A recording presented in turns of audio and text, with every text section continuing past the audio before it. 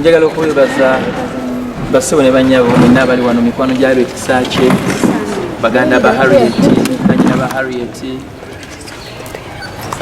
bamaama be beyakola nabo.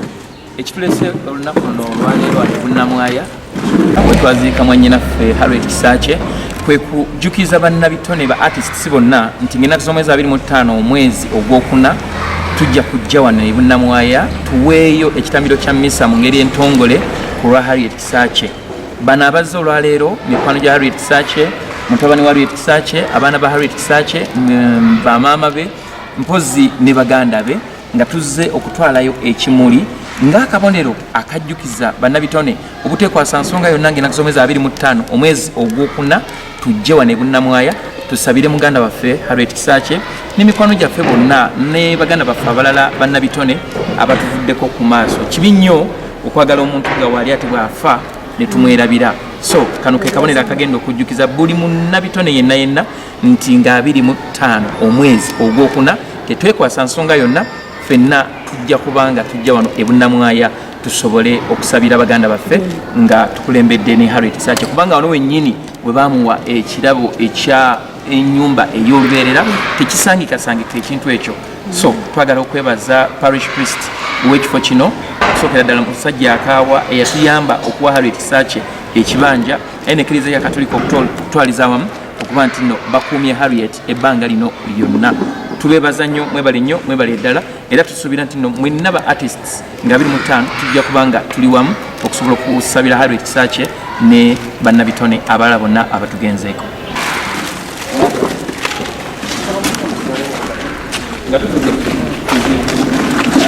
Katuyimirire kundamu okutuula olinga agenda okukwata teeke wamuteke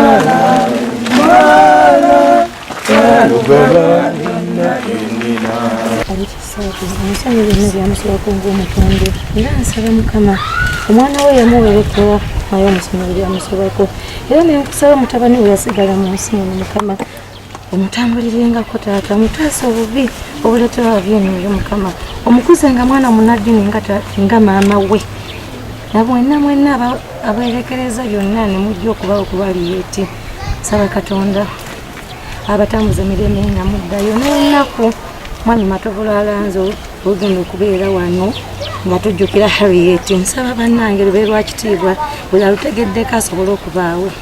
Mukama tukusaba naffe bennyina bakyali abalamu otukumire mu kkubo lyo Mukama tutaasa obubi tukume nga tulina emitima emikkiriza, emitima emisonyiye, emitima egikulembeza ggwe n'emitima egy'ensonyi Mukama ate otwongere emikisa mu bye tukola. Amen. kale muteeke ekifaananyi soya muteekeko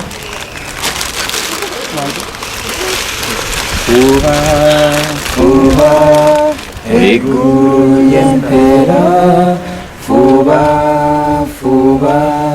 eggulu ly'empeera kigambo kya kitiibwa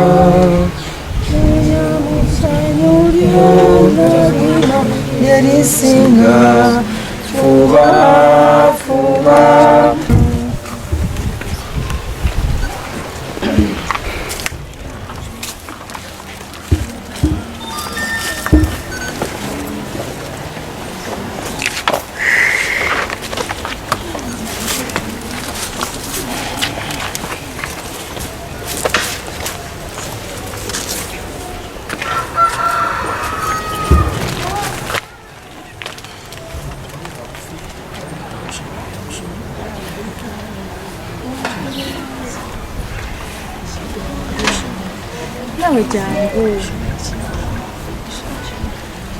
tubebaza mwenna abatubeereddewo okuva Mukama waffe yatuva ku maaso Harriet Kisakye.